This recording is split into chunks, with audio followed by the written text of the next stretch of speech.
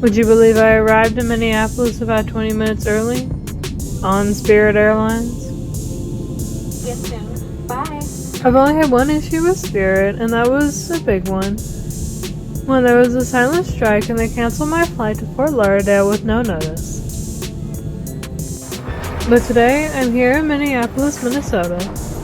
It's been a super hot minute since I last visited the North Star State. It is really cold out though. This airport is really easy to navigate. It took me no time at all to get from the gate to the underground train, which takes me to the rental car center. This car uses a pulley system to get from the terminal to the rental car center. And I used a self-service kiosk to finalize my rental, walked outside, and a guy drove up to our car. And just like that, I'm already on the road. I'm about 30 minutes ahead of schedule. Minneapolis had some snow not too long ago, but thankfully no snow or ice on the roads today. Hey guys, it's Emily. Welcome everyone. I was only 7 years old the last time I came to Minnesota, and I was here for a runcation. Unfortunately, that race was called off due to thunderstorms, but I digress.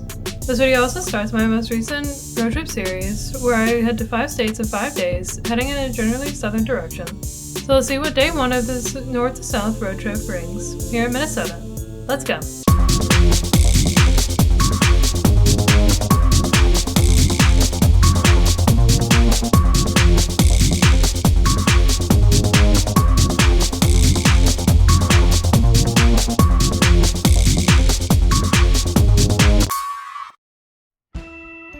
Let's check out a map of where I'll go in Minnesota.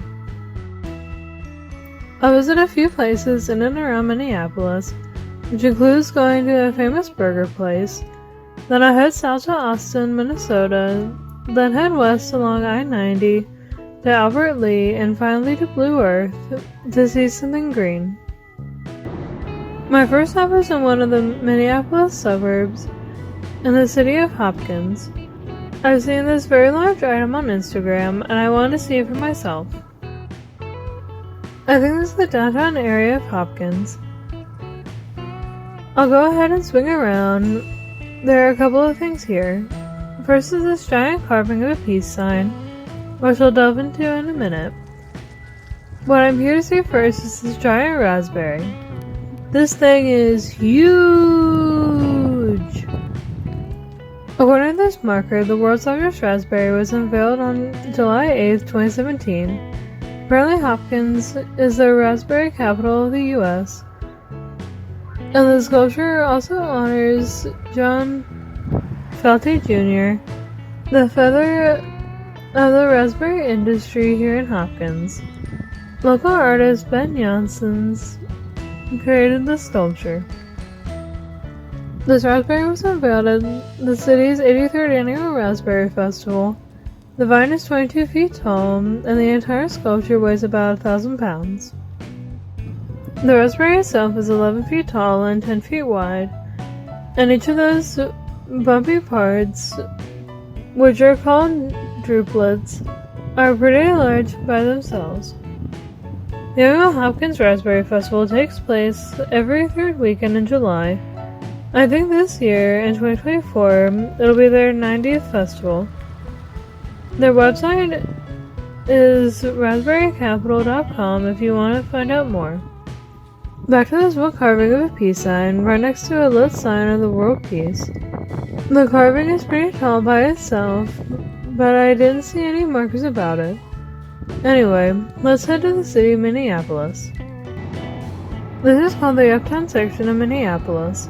Lots of townhomes are being constructed, and there are a few colorful murals, like the one I'm about to show you. In the Lowry Hill East neighborhood of Minneapolis, behind the Sencha Tea Bar, and it's a shame it's next to a bunch of garbage cans, is this amazing Prince mural. This is really beautiful, but it's too bad it's back here with all the trash. Prince became ill in mid-April 2016. The artist, Rock Martinez, created this painting as a please get well present to the legendary singer. This mural was completed just days before Prince's untimely death on October 21st, 2016. Here's a symbol that Prince named himself for a little while. And the years he was with us, 1958 to 2016, he was gone way too soon. Martinez said this mural took a total of 6 hours to paint. To paraphrase, he said this would be a nice present to Minneapolis and the uptown neighborhood to help with grief, noting that the world was hurting and about to lose a legend of art and music. So many songs come to mind right now. When Doves Cry, Purple Rain, 1999, Little Red Corvette, Raspberry Beret. So many classics from the 80s. I don't like too much of the pop music from today, probably because my parents are older than Gen X, and that's what I grew up hearing. Anyway, I'm now at the Minneapolis Sculpture Garden, not far from downtown, and there are a number of unique statues in this park. In the heart of this park is the Spoon Bridge and Cherry statue. Art collector Frederick R. Weissman donated $500,000 to create this representation in 1988. The sculpture is 30 feet tall and 12 feet long from the spoon handle to the top of the cherry stem, and is 13 feet wide. It is constructed in 2 different shipyards and assembled here. The cherry itself weighs almost 1,200 pounds, and the spoon weighs 5,800 pounds. In warmer weather, the stem sprays water to give the cherry a glossy look. The cherry was removed in 2021 so it could be repainted, and was reinstalled about a year later. The sculpture has become an iconic symbol of Minneapolis. You've probably seen it on Instagram once or twice. There are over 60 sculptures in the Minneapolis Sculpture Garden. Here's a bronze sculpture that looks like a wild horse. This one is titled Woodrow. Artist Deborah Butterfield was inspired by the horses that lived on her ranch. The sculpture may be made of bronze, but Butterfield wanted to give the illusion that it was constructed with 3 branches. So she took sticks and bark, cast them in bronze, and then applied a patina to match the color. This familiar love sculpture is here, sculpted by Robert Indiana. There are love sculptures across the country, most notably in Philadelphia, which I saw in fall 2023. Look at this sculpture. This is a gigantic blue rooster. Wonder why the artist chose to make the rooster blue. There must be some meaning to it. Katrina French created the sculpture. It's called Han/Cock. This is 45 feet tall, and the marker says it's both lifelike and completely unreal. French likes to use bold colors in her artistry, which may explain the blue color. The rooster could be a symbol of pride, power, and courage, based on the posture given to the rooster. The marker also mentions the title given to the sculpture is intentionally tongue-in-cheek and meant to evoke conversation, and the choice of rooster was meant to take something ordinary and make it iconic and deeply symbolic. The Han/Cock sculpture was installed in 2017 and is made with stainless steel and fiberglass. Here's a view of the Spoon Bridge and Cherry from the opposite side. The sculpture has a really good view from every direction, doesn't it? The cinder block sculpture over there is called X with Columns, created by artist Sol LeWitt in 1996. The black structure is a bathroom. Look at this. It kind of looks like a labyrinth, but I see some light blue markers placed on the short walls. The sculpture has a very unique name, so let's take a look at the marker right next to this. The artist is named Angela Two Stars, and the sculpture name is Okchiapi. The sculpture is meant to be a welcoming place for reflection and to make poetic connections among land, water, language, and people. This also focuses on Indigenous language revitalization, which explains the unique name of the sculpture. Also, the text etched in that one wall, and also in the light panels along the inside of the walls, probably used that Indigenous language. The walls are actually for seating. There's a water dome in the center which mirrors the sky, which in the Dakota language is named Minnesota. Anyway, it's very windy out, and it's only about 40 degrees, and I didn't bring gloves and my hands are frozen. So I'm gonna leave, get a little warmed up, and then my next few attractions are in downtown Minneapolis. This is a pretty awesome sculpture garden. Check it out on your next visit to the Twin Cities. I'm now downtown, and I'm not far from where the NBA Timberwolves and baseball's Twins play. They have a very loyal fan base. Well, I'd say more loyal than Atlanta. Anyway, take a look at what's on this garage. This is a really amazing mural of Prince. This mural is about 100 feet tall. As I was filming this, a person walked by and said, "This is a fantastic mural, isn't it?"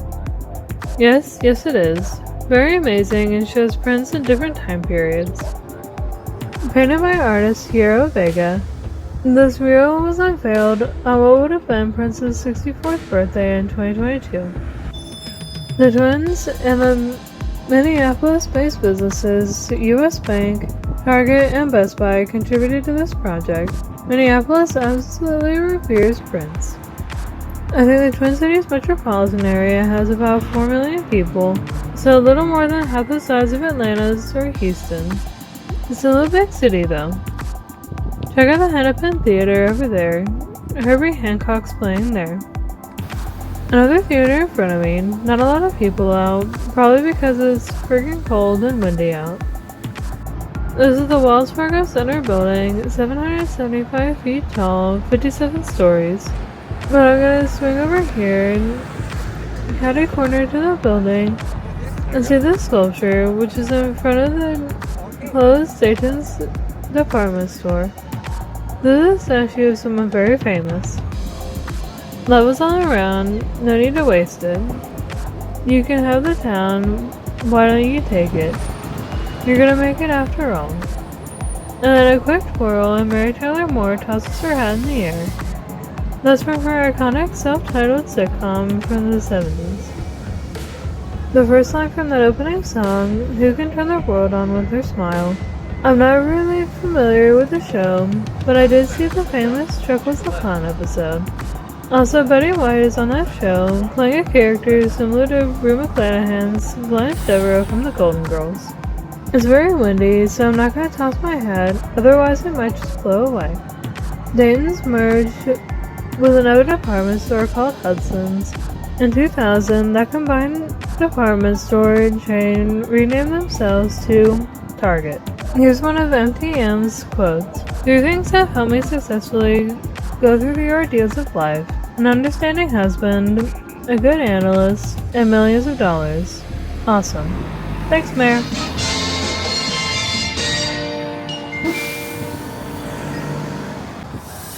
Before I leave Minneapolis, I wanted to get something to eat, something uniquely Minnesota, so let's head there. And that place was Matt's Bar.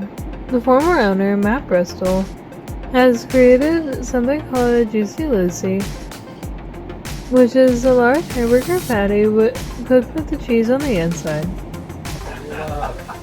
I know if I spelled juicy without an I, so Jucy.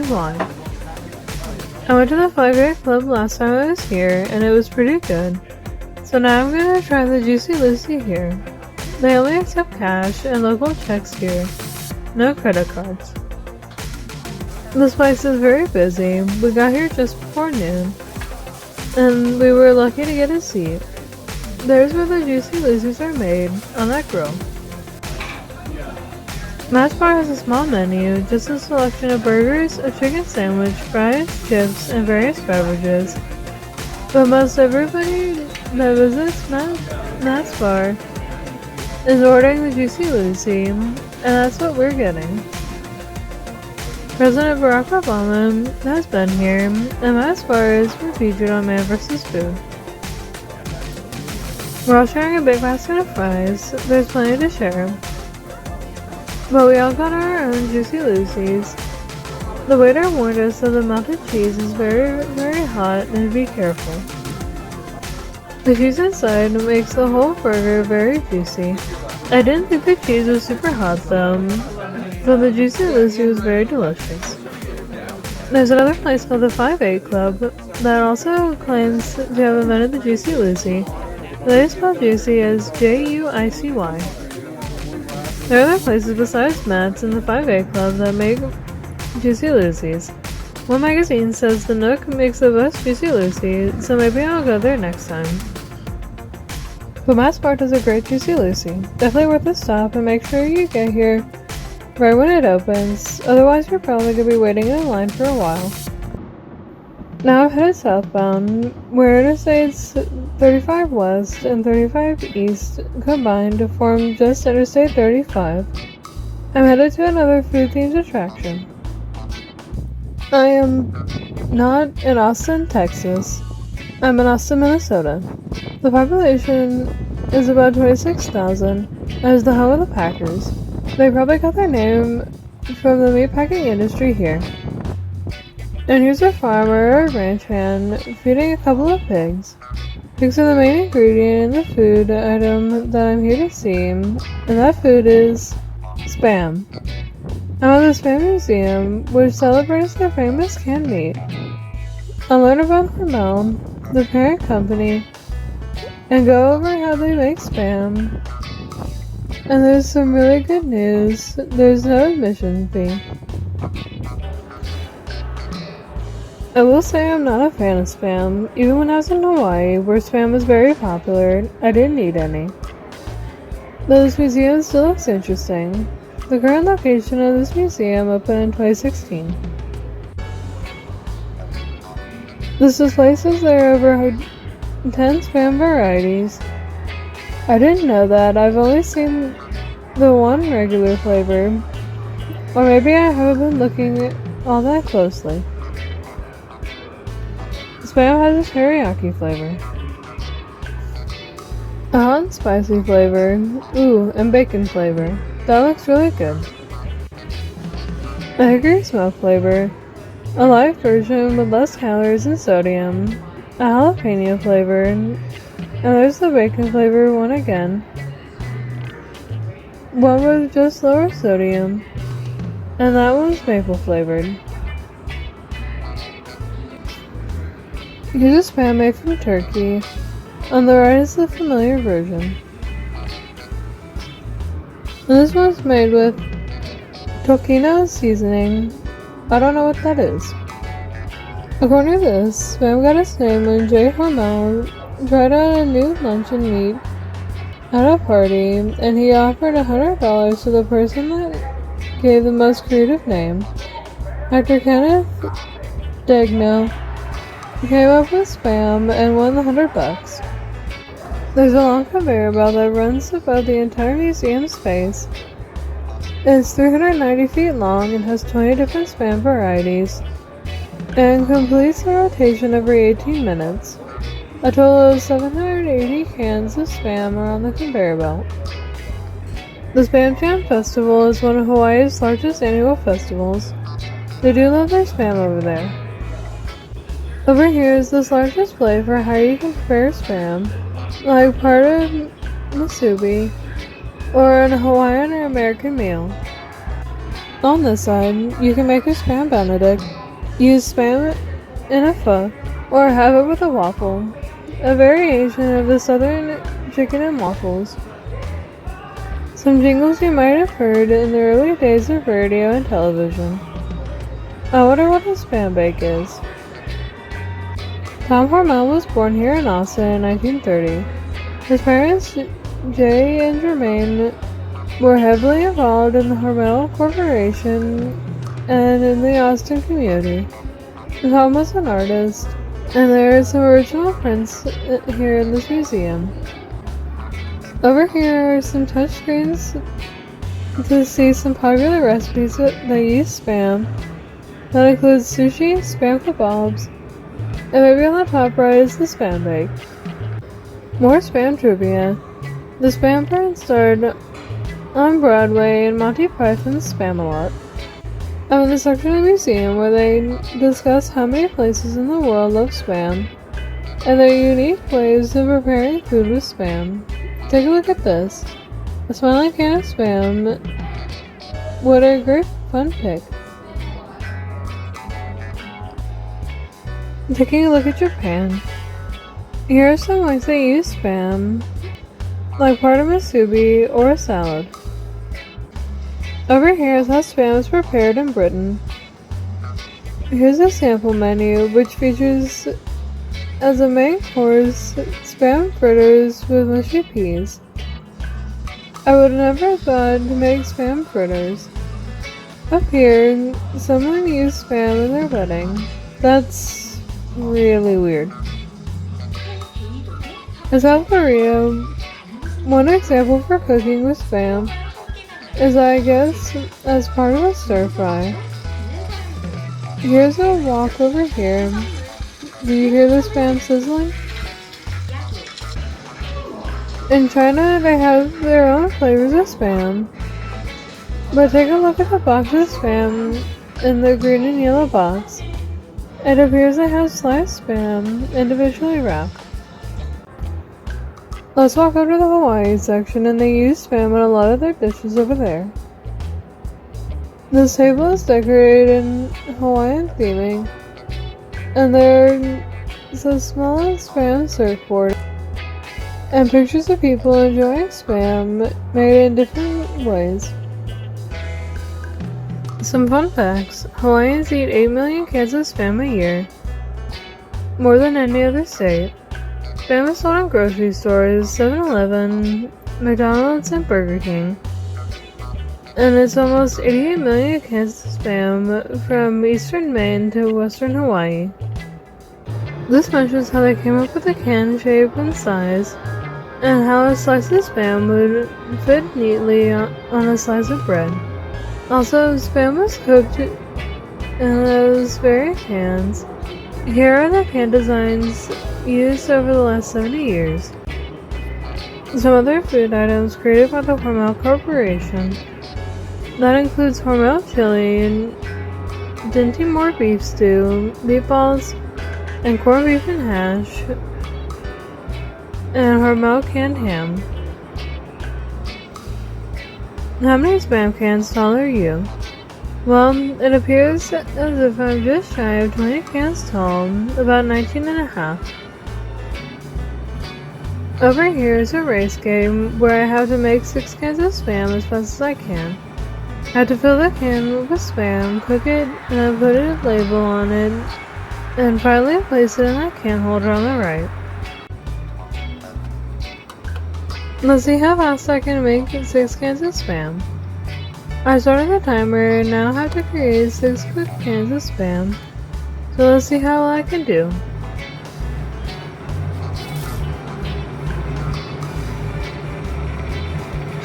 This music is very fitting.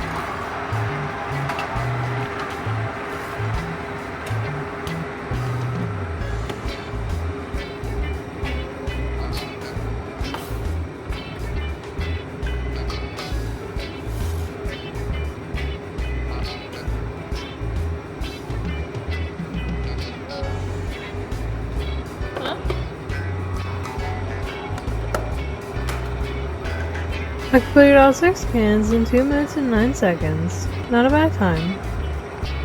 I could have worn a white vest and a hard hat, which they had hanging up here, but I chose not to. Here's how Spam is made.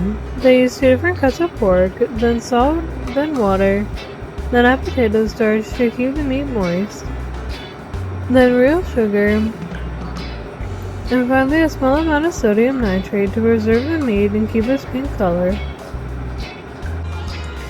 Here's a Monty Python sketch where 2 customers are in a diner that has nothing but Spam dishes. Spam, Spam, Spam, Spam. Lovely Spam, wonderful Spam. And that is by the musical Monty Python's Spam-A-Lot. It says musical theater back 1,000 years. Is this real? Here's a motorcycle that runs on bacon grease. Well, not exactly. The bacon grease has to be refined into biodiesel, and the motorcycle will run off the biodiesel. Here's a display where I can create a brand new food creation. Not just something with Spam, but using any type of food that the Hormel Corporation produces, add your own unique twist, and then end up with a completely different food creation. Also create your unique food label. Getting a closer look at the cans of Spam along the conveyor belt, and the Spam goes through the wall into the gift shop.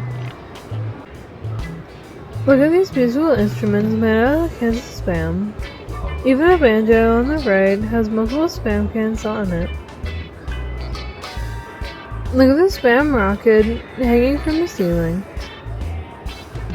And with many attractions, you have to exit through the gift shop. All those varieties of Spam are on sale right here. These are limited edition cans on sale 2 for $5. There are official Spam t-shirts here with the yellow and blue colors. Look at these adorable Spam Masubi small plushes. I wish I had bought a few of those. There are all sorts of different styles and sizes of Spam themed t-shirts here. In addition to t-shirts, they have sweatshirts as well. Sweatshirts are perfect on this cold, windy day. They have pins and buttons and bumper stickers as well as other souvenirs. There are even more shirts in many different colors and styles, and the prices are not too bad either. The Spam Museum is a really fun stop, well worth a $0 admission price, but I'd probably pay a couple of bucks to see this. There's one more thing I wanted to see before I leave Austin, and that's the Mower County Fairgrounds. Take a look at this giant cow. It's utterly huge! This is Buffy the cow. He's been an Austin landmark since 1966 and donated to the Mower County Fairgrounds from the Ankeny family. This bovine beauty is 20 feet long and 15 feet tall. She was moved here in 2011 after being atop Mike Ankeny's office building since 1966. Well, mostly on the office's roof, except when a storm blew through. The storm knocked poor Buffy over, but she was intact, except for one horn, which was apparently stolen and held for ransom. That's right, someone actually wanted some cash for charity in exchange for the horn. However, police got a tip as to the identity of the person who stole, and once that became public knowledge, the horn somehow made its way to the police station. What a really strange story, someone stealing the horn of Buffy the cow and holding it for ransom. Only in Minnesota, I guess. No one knows who took that horn, how much money was asked, and the supposed charity the money was going to. Anyway, let's move on. Now in the city of Albert Lea, a population of about 18,500 people and is the home of the Tigers. More specifically, I'm at the corner of Broadway Avenue and Marion Ross Street. Marion Ross, the famous actress from Happy Days. And here's a statue of her. Everybody knows Marion Ross, right? She's a legendary comedic actress who played Marion Cunningham in the long-running TV show Happy Days. This marker mentions Marion Ross as an Albert Lee sweetheart who was once homecoming queen. Artist Chad Fisher created this sculpture and it was unveiled on July 2nd, 2021, not too long after Ross announced her retirement from acting. However, she still does special projects, including voicing the Grandma SquarePants character in a 2024 episode of SpongeBob SquarePants. There's a quick look at downtown, a good mix of old and new buildings. Marion Ross's statue is in front of the Performing Arts Center, which bears her name. How awesome is it that Marion Ross is still working at the young age of 95? Oh, and here's some trivia for you. Did you know that Marion Ross joined the cast of the 70s and 80s show The Love Boat in its last season? She played the wife of Captain Stubing. This is a lovely statue. Come to see it for yourself. My final stop is about 45 minutes west. Not a lot between Albert Lee and the city I'm heading towards. The final city on today's itinerary takes me to Blue Earth, Minnesota. The city has a population of about 3,000 and is the home of the Bucks. Hey, that's an awesome school mascot. Let's effing go.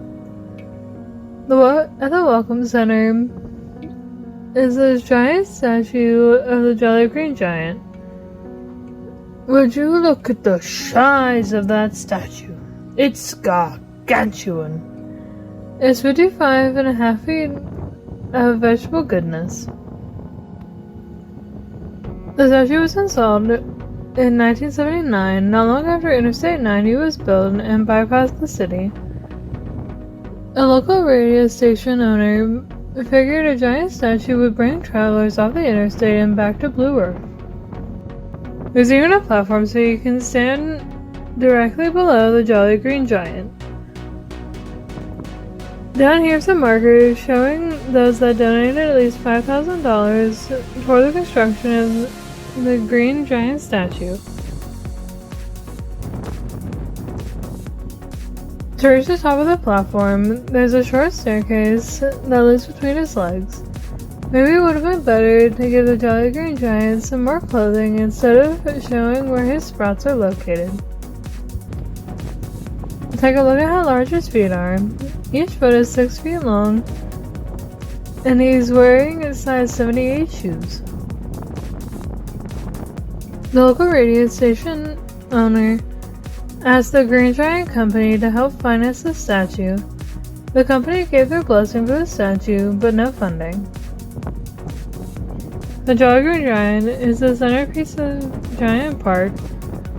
Over here is some large musical instruments that are fun for kids to play with, like bongo drums and xylophone. The rough building I showed when I first got here is the Giant Welcome Center and Museum. And take a look at the small sprout statue. There are actually 20 sprout statues throughout town, and if you take a selfie with all of them, the city will give you a special prize. They call that the Sprout Hunt. That's kind of fun. I wish I knew that before I arrived in town. There's a welcome center on the right, but it's closed. I got into town just a little too late.